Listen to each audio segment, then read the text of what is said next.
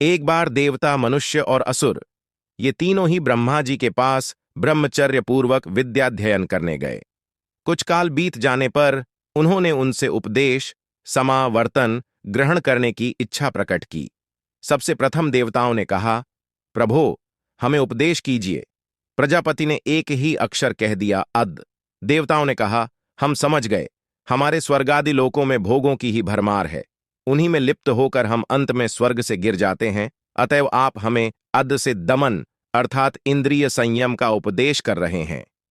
तब प्रजापति ब्रह्मा ने कहा, ठीक है, तुम समझ गए। फिर मनुष्यों ने प्रजापति से कहा, आप हमें उपदेश कीजिए। प्रजापति ने उनसे भी अद इस एक अक्षर को ही कहा और पूछा कि क्या तुम समझ गए। मनुष्यों ने कहा, जी समझ गए। आपने हमें दान करने का उपदेश दिया है, क्योंकि हम लोग जन्म भर संग्रह करने की ही लिप्सा में लगे रहते हैं, अतएव हमारा दान में ही कल्याण है। तब प्रजापति ने कहा, ठीक है, मेरे कथन का यही अभिप्राय था। अब असुरों ने उनके पास जाकर उपदेश की प्रार्थना की। प्रजापति ने इन्हें भी द अक्षर का ही उपदेश किया। असुरों ने सोचा, हम लोग स्वभाव से ही हिंसक हैं, क्रोध और हिंसा हमारा नित्य का सहज व्यापार है, अतएव नि संदेह हमारे कल्याण का मार्ग एकमात्र दया ही है।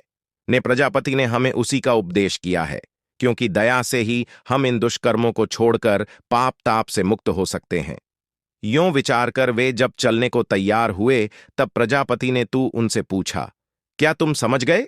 असुरों ने कहा, प्रभो, आपने हमें प्राणिमात्र पर दया करने का उपदेश दिया है। प्रजापति ने कहा, ठीक है, तुम समझ गए। प्रजापति के अनुशासन की प्रतिध्वनि आज भी मेघ गर्जना में हमें दी दी दी के रूप में अनुदिन होती सुनाई पड़ती है, अर्थात भोग प्रधान देवताओं, इंद्रियों का दमन करो, संग्रह प्रधान मनुष्यों, भोग सामग्री का दान गे करो, और क्रोध प्रधान असुरो, जीव मात्र पर दया करो। इससे हमें दम, दान और दया इन तीनों को सीखना तथा अपनाना चाहिए।